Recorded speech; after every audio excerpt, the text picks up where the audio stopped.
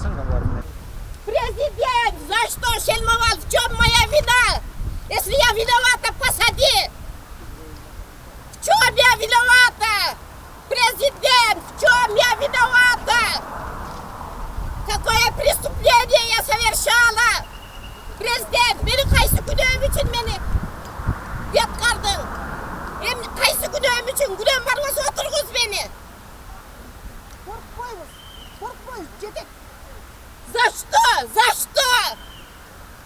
3,5 миллион аялдардың барын құттықтап біз өкөзі. За что? Я тоже мать. У меня тоже 5 детей, 8 внуков. За что?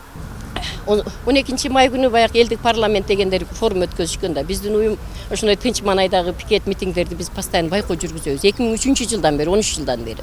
Анан мен баргам, ал жерге мен барганда максатым эле ошо байкоо жүргүзүү болгон, мониторинг болгон да.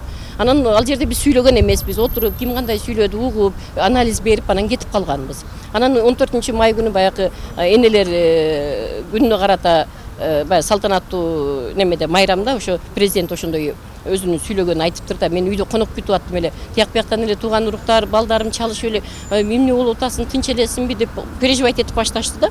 Түшүнбөптүрмүн эмне болгонун. А кийин телеканалынан экөөбүз созваниваться этип жолугушуп интернетте карасак эми укмуш сөздөр эми аябай мен жүрөгүмө катуу кабыл алдым. Биринчиден мен тууган уруктарымды коркуткан кайсы болуп атат? Эми мындай кооптондурган. Баягы 3 оппозицион лидерлери камалгандардын атын айтып атат. Нурлан Мотуевдин да камалгандын атын айтып, анан кийин экөөбүздүн атыбызды аталып кетип атканда, бул деген тууган уруктар үчүн булар да камай турбайбы дегендей ой кетип атат да. Анан токтоткула, мен силерге мүмкүнчүлүк бербеймин деп анан кыйкырып бүтүрүп атпайбы өзүнүн сөзүнчү.